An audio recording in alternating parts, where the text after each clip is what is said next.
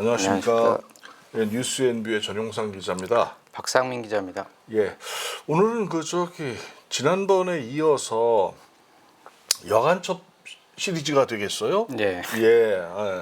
주디스 코플론. 네. 예, 아주 FBI를 곤경에 빠뜨렸던 그 스파이였죠. 예. 예. 주디스 코플러는 활동 내역보다는 활동 기간 동안 그녀의 주변을 둘러싼 배경들이 상당히 중요하기 때문에 소개를 해드리려고 오늘 합니다. 한번 그 부분을 한번 쭉 나열을 좀 한번 해줘 보세요. 네. 예. 코플런을 먼저 소개를 잠깐 해드리면 일단 미국인이면서 공산주의자고요. 그 공산주의자라는 성향으로 인해서 소련의 당시의 최고의 정보기관이었던 NKVD라는 예. 우리식으로 표현하면 내무인민위원회라고 하는 막강한 그게 정보기관에 원래 소속됐었습니다. KGB의 전신이죠. 전신쯤 예. 되는. KGB의 바로 직전 조직은 아닌데 네, 그러니까. 변천을 거쳐서 이후에 KGB 가 된 냉전계 거죠. KGB로 변화를 하지요. 예, 그렇죠. 그래요. 그 부분과 관련해서 또 이제 말씀을 좀 해주셨으면 예. 좋겠어. 공산주의자라는 성향을 가지고 미국 법무부에 채용이 돼서 당시에 전략사무국 OSS 그리고 FBI 연방수사국 그리고 미 육군 방첩대 CIC 뭐 이런 조직들이 수집해 놓은 방첩 자료실을 드나들면서 정보를 빼내고 그 정보를 소련 정보기관에 전달한 인물입니다. 아, 뭐 이 사람 같은 경우는 무슨 영화화되거나 그러진 않았습니까? 네, 코플러는 영화화되지는 않았고요. 네. 이제 이 사람을 둘러싼 이야기는 그렇게 사람 자체로는 유명하지는 않습니다. 하지만 이제 코플런이 발각된 배경이 당시에 미국이 초극비 작전으로 진행 중이던 베노나라는 계획이 있었거든요. 소련의 암호 외교하고 군사 암호를 해독하는 작전이었는데 그 작전을 통해서 발각된 최초의 스파이. 그런 첩보사적 의미가 있습니다. 아, 그렇죠. 그래, 그럼 뭐 어린 시절부터 해서 어떤 코플론이 자란 어떤 배경이나 이런 걸 좀 쭉 좀 설명 좀 한번 해줘 보십시오. 네, 코플러는 1921년에 뉴욕 브루클린에서 먼저 태어났는데요. 예. 어머니 아버지는 평범하신 분들이었고요. 뭐 제분업자이시고 아주 평범하게 자랐고 어려서는 아주 선량하고 똑똑한 소녀였거든요. 그래서 고등학교 때는 좋은 시민상 뭐 이런 거를 수상을 했고 학업도 우수해서 전액을 대학을 장학금을 받고 입학해서 공부를 하게 된 어느 대학입니까? 바너드 대학이라고 하는 그 대학이 있는데요. 예. 그 대학에 아주 우수한 성적으로 졸업을 했고요. 예, 전공은 뭐였어요? 전공은 역사학을 이제 전공을 했어요. 그렇게 해서 그런 우수한 성적으로 해서 기대가 컸고 그리고 그렇게 해서 미국 법무부에 채용이 되게 됩니다. 그런데 이제 그 대학에 들어가서부터 어떤 공산주의 그 이념에 예. 심취하게 됐다라고 하는 그런 것 같던데. 네. 예. 그런 기대감이 있었지만 내재된 성향은 또 이제 그렇지 못했죠. 공산주의를 접하게 되면서 청년 공산주의자 동맹이라고 하는 모임에서 활동을 하게 됐어요. 그게 이제 미국 내에서 활동하는 네, 그렇습니다. 대학 예. 내에서 이제 예. 활동 청년 모임이니까요. 청년 공산주의자 모임이니까요. 그런데 이때 조금 주목되는 것은 다른 공산주의자들을 만나면서 이때부터 이미 미국 공산당을 위한 정보 수집 활동을 그러니까 미국 내의 공산당을 위해서 그렇습니다. 미국 그런 공산당 거죠? CPUSA를 위해서 공산당 위해서 활동을 했던 그런 전력을 일단 가지고 있었습니다. 그래서 이후에 스파이 활동의 어떤 잠재적인 그런 활동을 이때 대학 때 이미 그러니까 했지요. 사실은 그때 1940년대 정도면 지금처럼 어떤 그 공산주의와 어떤 뭐 자본주의, 사회주의, 뭐 민주주의 어떤 이런 개념이 이렇게 서로 뚜렷하게 이렇게 갈라져 가지고 했을 때는 아니죠 아마. 예, 당시에는 이제 나치를 몰아내는 게 그렇죠. 나치에 우선이었으니까. 대항하는 것이 가장 컸었고 하지만 이제 종전 2차 대전 종전으로 갈수록 스탈린에 대한 그리고 공산주의자들에 대한 반감 그리고 경계심이 굉장히 커졌죠.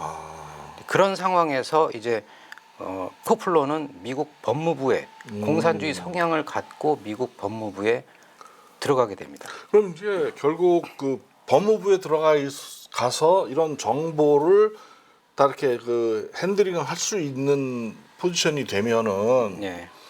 아주 이 간첩으로서는 써먹기가 아주 좋은 위치가 사실 되는 거 아니겠습니까? 소련 입장에서는. 예.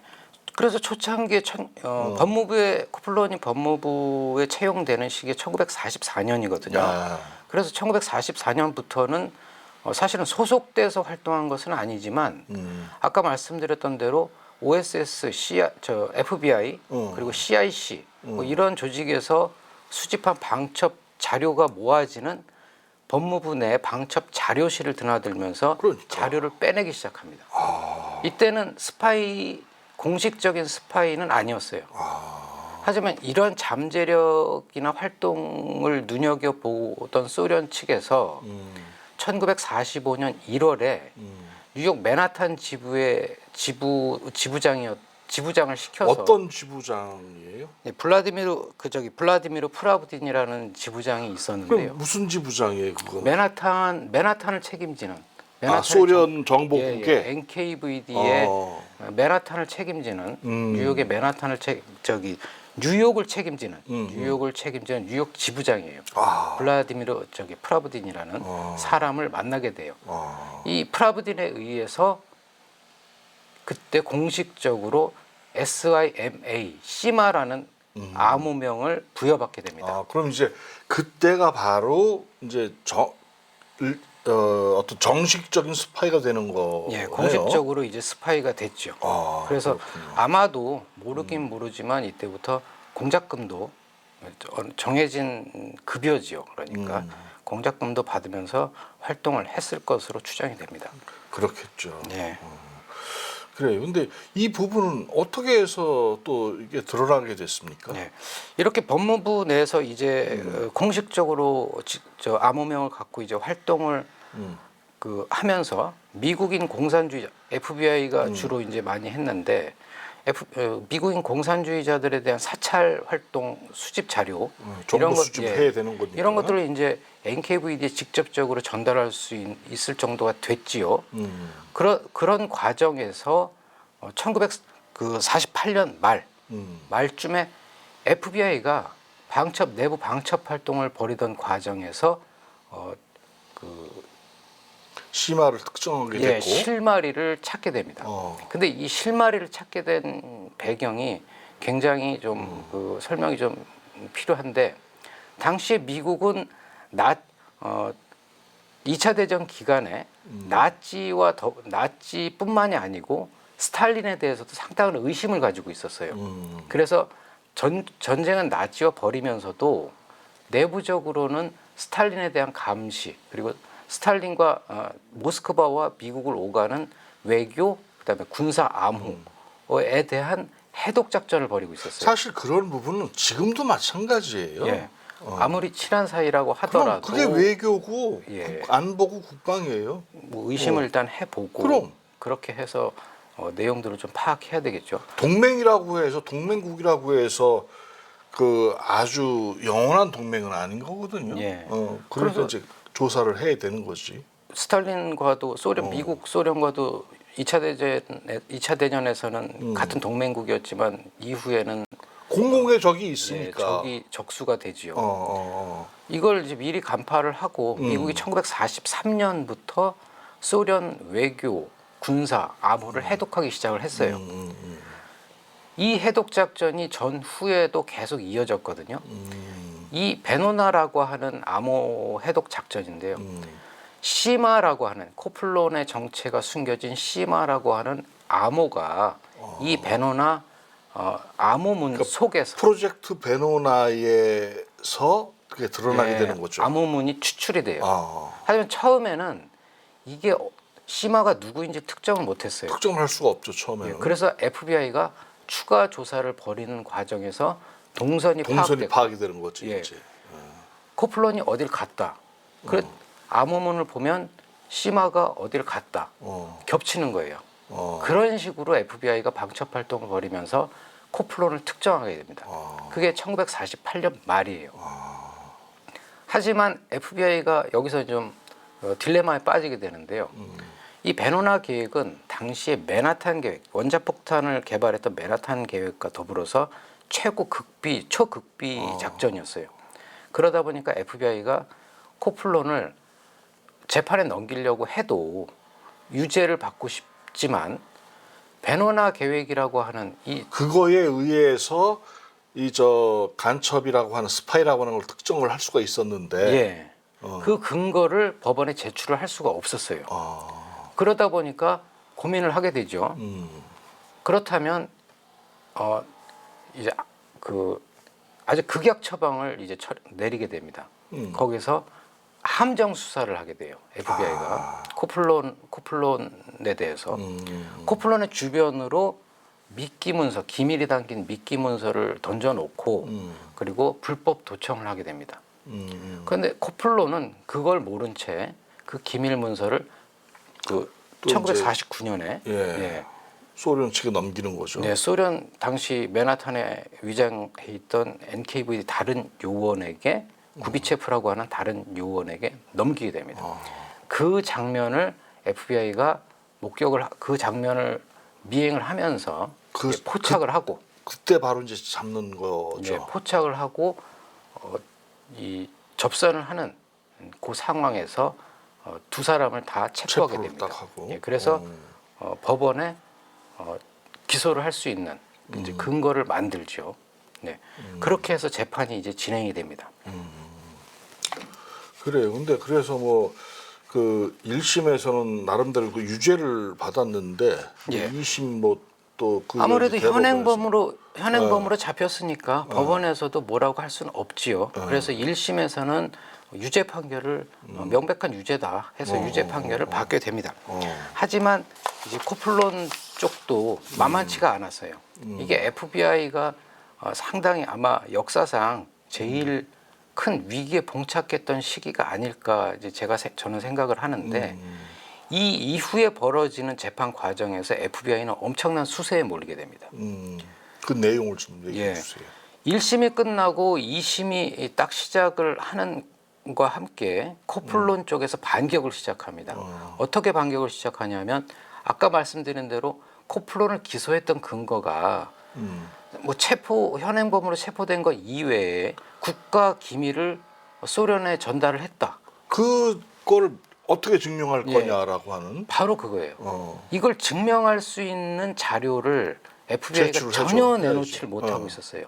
그러다 보니까 코플론 쪽 변호인들이 그 약점을 공격한 겁니다. 이것이 기밀이라는 것을 어떻게 믿느냐. 하지만 그러니까 어떤 작전에 의해서 내가 간첩인 걸 너희들이 어떻게 알았느냐. 이거를 국가 기밀을 전달했다라고 하는 근거가 된 자료를 내놔라. 증거 자료를. 사실 변호인 입장에서도 이거는 합리적인 이유가 뭐냐면 상대가 어떤 근거를 가지고 기소를 했느냐에 따라서 변론을 할 수 있잖아요. 그렇죠. 그래야 의뢰인을 보호할 수 있잖아요. 그러다 보니까 법원에서도 그렇게 생각을 한 거예요. 그게 맞다. 그런데 FBI가 갖고 있던 한계가 또 하나 있었어요. 당시에 법원의 그 허가 없이 코플론을 불법적으로 도청을 하고 미행을 하고 사찰을 한 거예요. 그러다 보니까 변호인들이 공격할 수 있는 부분이 굉장히 많아지고 반대로 FBI는 아주 극단적인 수세에 몰릴 수밖에 없었죠. 그런데 이 상황에서 또 하나의 변수가 발생을 해요. 지금 분들은 교과서에서만 봤겠지만 당시 1950년에 어떤 일이 있었냐면 미국 공화당의 조셉 메카시라는 의원이 있었는데 그 메카시라는 의원이 특정 인물 한 100여 명 정도의 이름을 직접 거명하면서 이 사람들은 모두 공산주의자다라고 외치는 소위 메카시즘 광풍이 일어나요. 그래서 사회 전체적으로 좌익과 우익이 뚜렷하게 나뉘면서 엄청난 격론이 벌어지는 그 일대 혼란이 벌어져요. 이 상황에서 코플론의 변호인단이 이용을 한 거죠. 이 상황을. 우리는 메카시즘의 희생양이다. FBI가 우리를 일방적으로 공산주의자로 몰고 있다. 이게 여론에 먹힌 거예요. 여론에서는 또 어떻게 얘기를 하느냐? FBI가 게시타포 같은 비밀 경찰, KGB 같은 비밀 경찰, 그걸 조직을 운영했다. 예, 소련이나 뭐 이런 공산권이나 과거 나치가 나치처럼 했던 걸 똑같이 하고 있다. 나쁜 짓을 하고 있다. 이게 여론이 형성되면서 먹힌 거예요. 사실 그때면은 이제 그 에드거 후보 국장이란 말이에요. 네, FBI 그렇습니다. 국장이. 근데 에드거 후보라고 하는 그 국장을 FBI 국장을 보면은 많은 그 정보 자료를 가지고 정치인들을 때로는 이제 협박도 하고 어쩌고 했었던 거로 알고 있어요. 예, 매우. 당시에 배논하게 시청자들께서 조금 더 주목을 하시면 재미있을 내용인데 배논화 계획 이외에도 FBI가 별도로 코인텔 프로라고 하는 사찰 작전을 진행하고 있었어요. 그러니까 불법 작전이었거든요. 네. 이거는 인권운동가, 흑인 인권운동가라든가 유력 정치인, 케네디도 여기에 포함이 됐었다고 바로 그랬죠. 그 얘기가 케네디나 있어요. 닉슨 모두가 이 사찰 안에 대상으로 포함이 됐다. 그래서 후보를 자르질 못했던 거 아닙니까? 예, 그런 이제 설이 있지요. 그러니까. 그래서 그런 그 코인텔 프로가 진행되는 과정이었었어요. 그러다 보니까 후보가 수세에 몰릴 수밖에 없었던 게 이 자료를 다 내놓았을 오픈을 할 수 없는 거니까. 내놓을 경우에는 자신이 정치적으로 아니 그럼. 법적으로 문제가 굉장히 되는 큰 거예요. 위험에 노출되기 때문에 결국 2심에서 코플로는 일부 유죄 혐의에도 불구하고 석방이 되는 거지. 석방이 됩니다. 그래서 결국 재판은 이제 연방 대법원에서 결판을 내는 이제 이게 마지막 상당한 기간 동안 재판이 이루어지지 않았다라고 하더란 말이에요. FBI가 이러한 단점, 맹점들을 가지고 있다 보니까 배논화 계획은 공개할 수 없고 자신들의 사찰 계획은 더더욱 못 내놓고 그러니까. 거기에 메카시즘 광풍은 계속 불고 있고 이러다 보니까 차일피일 재판을 미루게 됩니다. 계속적으로 이것이 시간이 흐르다 보니까 1967년까지 거의 재판이 열리지가 않았어요. 그렇게 시간이 흐르다 보니까 에드가 후보가 내린 결정은 결국 소송을 취하하는 쪽으로 결론이 나게 됩니다. 그래서 코플로는 간첩 혐의로 체포됐음에도 불구하고 결국에는 무죄 판결을 받고 석방되게 됩니다. 이제 그렇게 코플론의 사건은 정리가 돼요. 그래서 결국 이게 이제 이런 부분이 실제 이제 스파이였을 확률이 높다라고 하는 부분으로 해서 그 이게 사실 이제 드러나긴 하잖아요. 그런 과정이 또 있던데. 그래서 1990년대에 그 동구권이 무너지지 않습니까? 그리고 소련 연방이 붕괴되고 해체되고 그 과정에서 당시에 KGB 당국자들이 어떤 일을 했었냐면 아주 재밌는 일이었는데 순전히 돈벌이를 위해서 연방이 붕괴되니까 그 월급이나 이런 게 나오지 않았을 거예요. 나오지도 않고 자기네들의 그 막강했던 권력도 이 쓸 수가 시기에 없고. 소련 군부에서는 어떤 일까지 있었냐면 핵무기를 팔아먹었어요. 그 핵무기까지 팔아먹고 이런 상황이었기 때문에 KGB 당국자들은 어떤 일을 했냐면 서고를 개방을 했어요. 과거에 자신들이 모아놨던 취합했던 정보들 버렸던 작전들이 가득하게 모여있던 서고를 서방 그 기업들에게 다큐멘터리라든가 그리고 서적 뭐 백과사전 이런 것들을 출판하는 출판사 이런 것들과 계약을 맺고 서고를 개방을 하는 일이 벌어져요. 이때 전문가들이 몇 명이 투입이 돼서 서고의 자료들을 분석을 하게 되거든요. 코플론에 대해서도 이때 분석 내용이 나왔어요.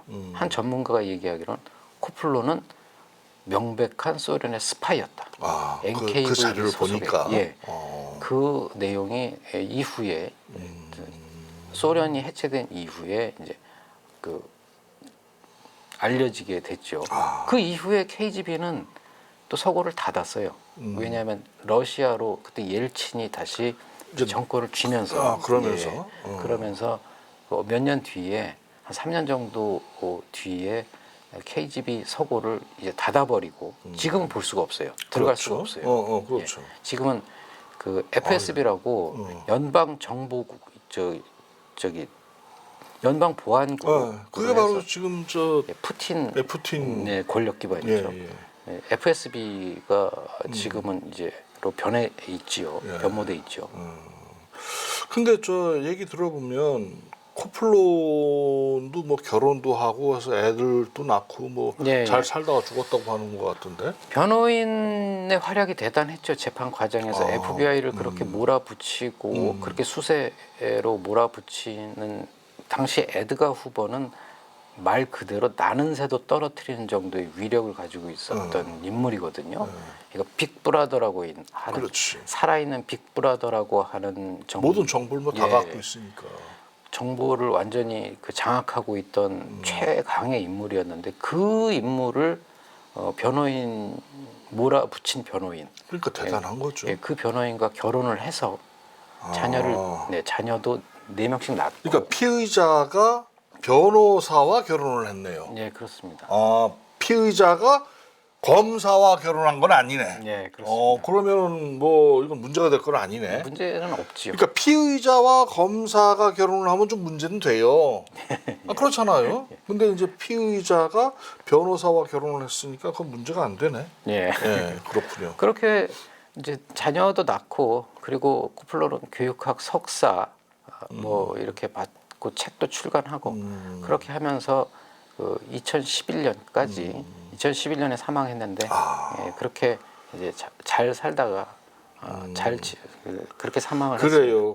그렇다는 얘기는 결국은 이 여간첩 그 코플론과 관련해서는 사실은 간첩인데 간첩인데 그 부분이 증명되질 않았었다가 나중에 간첩이었던 게 확실하게 했구나라고 하는. 그러니까 어떻게 보면 그때 그 후보국장 에드거 후보국장을 아주 곤경으로 아주 몰았던 그렇습니다.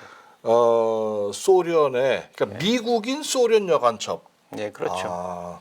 이때 FBI는 말 그대로 정말 이때는 CIA가 지금은 CIA가 그래도 미국 내에서도 최고 영향력이 있지만 정보 관련해서 당시에는 FBI가 FBI였죠. 최고였어요. 그런 FBI가 이 상황에 대해서 어떻게까지 얘기했었냐면 2005년에 이 사건과 관련한 공식 보고서를 내놔요. 그 보고서의 골자가 뭐냐면은 당시 코플론의 변호인이 베노나 계획에 접근하지 않은 것만으로도 다행이다. 행운이었다. 얼마나 위기감과 위협을 느꼈으면 그러니까 얼마나 집요하게 파고 들어간 거야. 이렇게까지 그 보고서를 냈겠어요. 이 사건과 관련해서. 그러니까. 여기서 중요한 것은 코플론의 활동이 어땠느냐 이것보다 그 시기의 미국 상황, 정치적인 상황이라든가 이념적인 상황이 어땠느냐를 아주 단적으로 보여주는 대표적인 사례로 볼 수 있습니다. 그럼 이런 내용이 현재 지금 이 책 속에 좀 있습니까? 네, 제가 그 21화의 베노나 계획이라고 하는 어느 부분에 있습니까? 세계의 첫 세계의 첩보. 세계의 첩보전에 21화에 베노나 계획 안에 오늘 말씀드린 것 이외에도 또 다른 내용들 같이 포함이 돼서 들어 있습니다. 그리고 지금 우리 박 기자가 상당한 기간 동안을 연구하고 분석하고 뭐 여기저기 체크하면서 또 이렇게 책을 냈단 말이에요. 그럼 이제 이런 부분과 관련해서 앞으로도 또 뭐 이제 또 출판도 더 하시고 하셔야 될 거 아닙니까? 네, 아직 소개되지 않은 스파이들도 굉장히 많고요. 예. 그리고 작전들도 많이 있어서 그 내용들을 지금 계속 발굴하고 그럼 있습니다. 이 책은 어디 가야 구할 수가 있나요? 네, 뭐 교보문고나 영풍문고 같은 이제 큰 대형 서점에도 있고요. 전국에 다 예, 깔려 전국 그리고 온라인, 온오프라인으로 다 사실 수 있습니다. 그래요. 판매를 하고 있습니다. 네, 그래요. 그럼 우리 저 독자들에게 한번 일독을 한번 권해 보죠. 뭐 네. 한번 일독을 권합니다. 자, 오늘 박 기자 수고했습니다. 네, 고맙습니다. 감사합니다. 예.